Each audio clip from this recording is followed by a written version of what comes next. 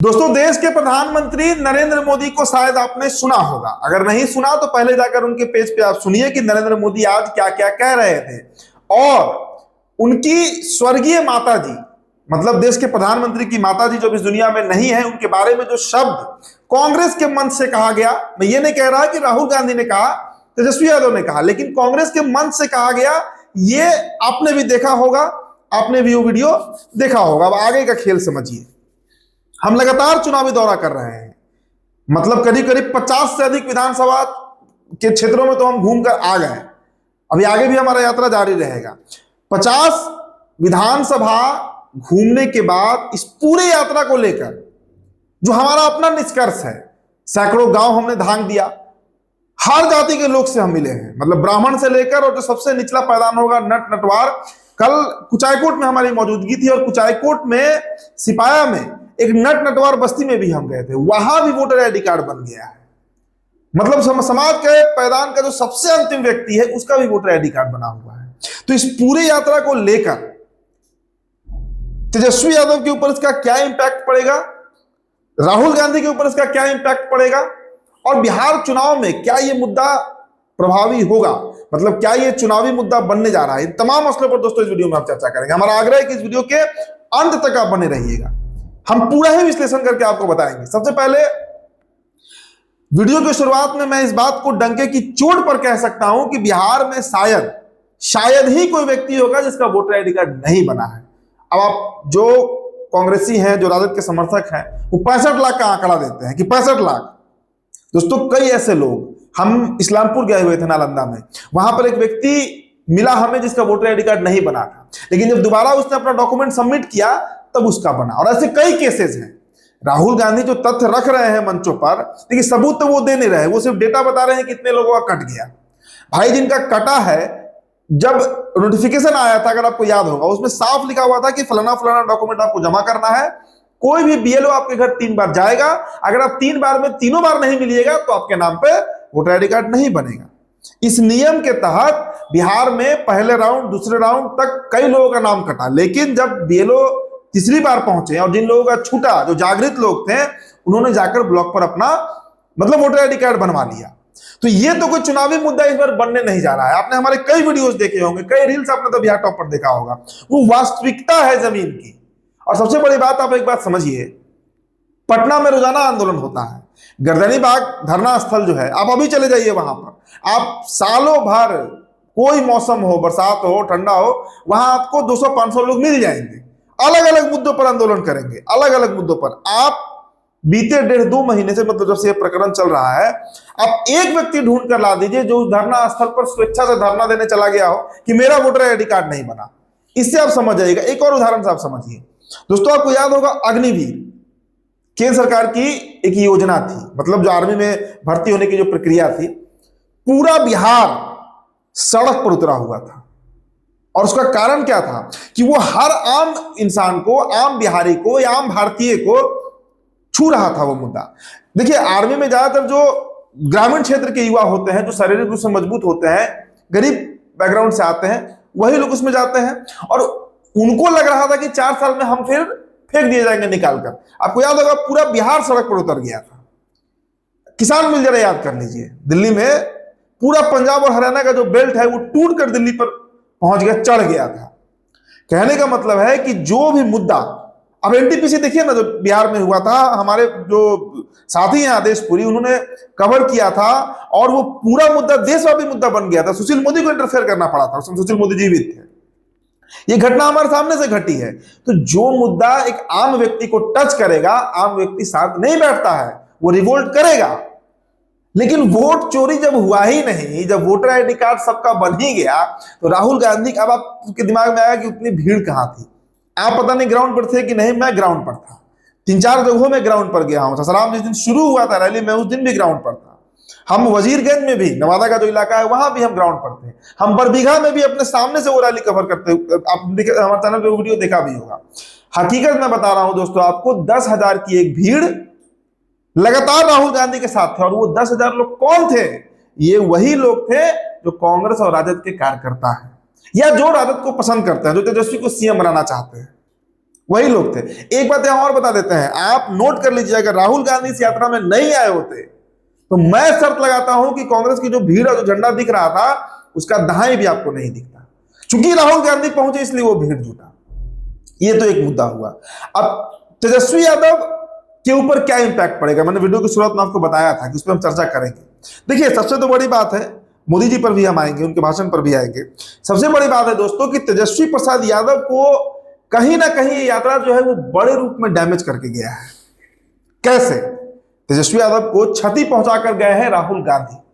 आपको हम 2-3 उदाहरण देते हैं, उससे आप समझिए कि राहुल गांधी का ये यात्रा कैसे तेजस्वी। सबसे तो पहले आप इस बात को समझिए कि पटना में जो कल रैली हुआ है, पूरे पटना में गांधी मैदान के चारों तरफ जो पोस्टर बैनर लगाया गया था उसमें सिर्फ और सिर्फ 4 कांग्रेस के नेताओं का तस्वीर था। मतलब जो बड़ा बड़ा पोस्टर बैनर लगा हुआ था, आपने देखा भी होगा। राहुल गांधी थे, सोनिया गांधी थी, प्रियंका गांधी थी और के वेणुगोपाल थे।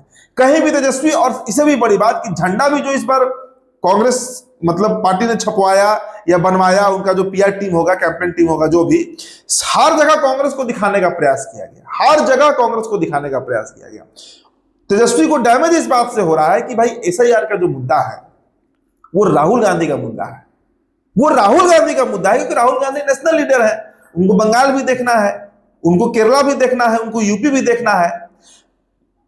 तेजस्वी यादव जिस राह पे चल रहे थे, सिंचाई की बात कर रहे थे, कमाई की बात कर रहे थे, पढ़ाई की बात कर रहे थे, इलाज की बात कर रहे थे, सारे मुद्दे गौन हो गए। ऐसा लग रहा है जैसे नीतीश कुमार ने सब कुछ बिहार में दे दिया है, अब कोई कमी नहीं रह गया है, ना रोजगार में कमी है, ना शिक्षा में कमी है। और तेजस्वी यादव सिर्फ एक ही मुद्दा लेकर चुनाव में उतर रहे हैं, वो मुद्दा है वोट चोरी का मुद्दा, जो हुआ ही नहीं है बिहार में। बिहार में जिसका रेलेवेंसी नहीं है, बिहार में जिसका कहीं पूछ ही नहीं है, उस मुद्दा को लेकर तेजस्वी चुनाव में उतर रहे हैं। और मैं दोस्तों अपने अनुभव से बता रहा हूं, बीते 40-50 दिन में जितना हम घूमे, जो हम समझे, किसी को इससे कोई कनेक्शन नहीं है कि तेजस्वी यादव वोट चोरी को लेकर घूम रहे हैं। एक और मुद्दा है नरेंद्र मोदी की माता जी को जो अपशब्द कहा गया। मैंने जिस दिन ये वीडियो मैंने पहली बार देखा तो उस दिन मैं अपने दफ्तर में चर्चा भी कर रहा था कि पूरे यात्रा का आज मट्टी पलीत कर दिया गया, सिर्फ ये 1 इंच। तो आप देखिएगा इस बात को, आप देखिएगा इस बात को। आज नरेंद्र मोदी ने जो शंखनाद किया है, अभी हम कल बैकुंठपुर, कुचायकोट, गोपालगंज के 6 सीट घूम रहे थे, वहां पे मुसहर बस्ती में भी गए हम, ब्राह्मणों के टोली में भी गए, राजपूतों के इलाके में भी हम घूमे, सब जगह घूमे हैं। आप दोस्तों एक अपने ऊपर लेकर देखिए, छोड़िए नरेंद्र मोदी को। मां किसी की मां होती है और किसी भी मंच से, दुनिया के किसी भी मंच से किसी भी व्यक्ति की माता जी को अगर गाली दिया जाएगा तो शायद, अगर सभ्य सिविल सोसाइटी है तो वहां पे स्वीकार नहीं होगा। आप भारत में बैठकर पाकिस्तान के किसी नेता के माता जी को गाली नहीं दे सकते हैं। भारत तो छोड़ दीजिए, मैं पाकिस्तान की बात कर रहा हूं, जो हमारा दुश्मन मुल्क है, जो हमारा एनिमी नेशन है, उसके भी किसी जनप्रतिनिधि को या आम व्यक्ति को भी आप गाली नहीं दे सकते हैं। और यहां पर चूक कैसे गए तेजस्वी यादव, पहले ये समझिए। गाली तो उनके कार्यकर्ता दे दिए, कांग्रेस के गाली तो कांग्रेस के कार्यकर्ता दे दिए, राहुल गांधी को माफी मांगना नहीं है। इसका परिणाम बिहार में भुगतेंगे तेजस्वी यादव। देखिए, बिहार में सीएम किसको बनना है? बिहार में सीएम बनना है तेजस्वी यादव को, राहुल गांधी को थोड़े बनना है। राहुल गांधी तो सिर्फ अपना सीट चाह रहे हैं कि अधिक से अधिक बढ़े और उनकी पार्टी से कोई डिप्टी सीएम बन जाए। नहीं भी बनेगा तो भी उनको चलेगा। देखिए, राहुल गांधी, मैंने आज से 1 महीने पहले भी ये बात कहा था आपको, राहुल गांधी की जो यात्रा है वो 2029 के लिए है, वो 2025 के लिए आई नहीं है यहां पर। लेकिन 2025 में वो कितना बड़ा डैमेज तेजस्वी को करके चले गए, इसका आकलन अभी तेजस्वी यादव को नहीं है। भले वो मरीन ड्राइव पर नाच रहे हैं, चिल कर रहे हैं, हकीकत यही है कि इस बार जो चुनावी परिणाम आएगा। और देखिए, सबसे बड़ी बात कि राहुल गांधी इस बार अगर हार होती है तो उसके लिए बैकग्राउंड पहले से तैयार कर रहे हैं। कांग्रेस अगर हारती भी है, मतलब बिहार विधानसभा चुनाव की मैं बात कर रहा हूं, तो उसको बहुत फर्क नहीं पड़ेगा, लेकिन उसके लिए कोई एक्सक्यूज चाहिए, तो वो एक्सक्यूज बना ये यात्रा, वोट चोरी गद्दी छोड़ो यात्रा बना। लेकिन क्या उस एक्सक्यूज से जो नुकसान तेजस्वी यादव को होगा चुनाव के बाद, उसके लिए जिम्मेदारी लेंगे राहुल गांधी? ये माता जी को जो गाली दिया गया नरेंद्र मोदी के, दोस्तों मैं आपको लिख कर दे रहा हूं विथ फुल कॉन्फिडेंस कि ये इतना बड़ा मुद्दा बनने जा रहा है बिहार चुनाव में। एक तरफ आप देखिए ना, नीतीश कुमार क्या कर रहे हैं, हर महिला को बिहार में अब देने जा रहे हैं 10,000 रुपया। वो 2 लाख तक जा सकता है अगर सही तरीके से महिला अपना बिजनेस मॉडल प्रेजेंट करते चली गई तो। कोई भी महिला, करीब 2,70,00,000 महिलाओं को, और महिलाओं की ताकत आप पीछे समझिए कि 2020 के विधानसभा चुनाव में बिहार में पुरुषों की तुलना में 11% अधिक महिलाओं ने वोट किया था। 11% अधिक, मतलब कुल जो 5.5 करोड़ वोटिंग हुआ था उसमें करीब करीब दोस्तों 3 करोड़ तो महिला वोट की थी। तो वो 3 करोड़ वोट तो नीतीश जी सिक्योर कर लिए ना। और इसके साथ नरेंद्र मोदी की माता जी का जो एक सेंटीमेंट अब जुड़ेगा। अभी हम कल बैकुंठपुर गए हुए थे, वहां बिंद टोली में गए हुए थे। बिंद टोली में एक विधवा हमें मिली थी, वीडियो आपको हमारे चैनल पे दिखेगा आजकल में। अब सुनिएगा वो क्या बोल रही है। वो मल्लाह जाति की है, बुजुर्ग महिला है, विडो है, और वो खुलकर बोल रही है कि बाबू गाली देना मतलब कहीं से एक्सेप्टेबल नहीं है। तो ये, और देखिए बिहार में खासकर हमारे दिल्ली उल्ली में तो खैर गाली गलौज सुनते हैं, मेट्रो में हम सुन लेते हैं, बिहार में भाई बड़ा सेंटिमेंटल हो जाता है लोग। तो ये आप नोट कर लीजिए कि एक तरफ नीतीश कुमार की सरकार है जो 35% रिजर्वेशन दे रही है महिलाओं को, एक तरफ नीतीश कुमार की सरकार है जो महिलाओं के कहने पर ही शराबबंदी कर दी, एक तरफ नीतीश कुमार की सरकार है जो जितनी भी आशा बहनें हैं उन सभी लोगों का भी मानदेय बढ़ाया गया, उनका मतलब वेतन बढ़ाया गया, बिजली फ्री किया जा रहा है। माई बहन में 2500 की बात कर रहे थे, तेजस्वी यादव यहाँ 10,000 रुपए दिया जा रहा है, सीधे 2 लाख तक दिया जाएगा। तो कुल मिला जुला कर जो जमीन की स्थिति है वो यही वीडियो मैं अंत कर रहा हूं कि राहुल गांधी ने एक सब्सटैंशियल डैमेज जो है वो तेजस्वी को कर दिया इस विधानसभा चुनाव से पहले।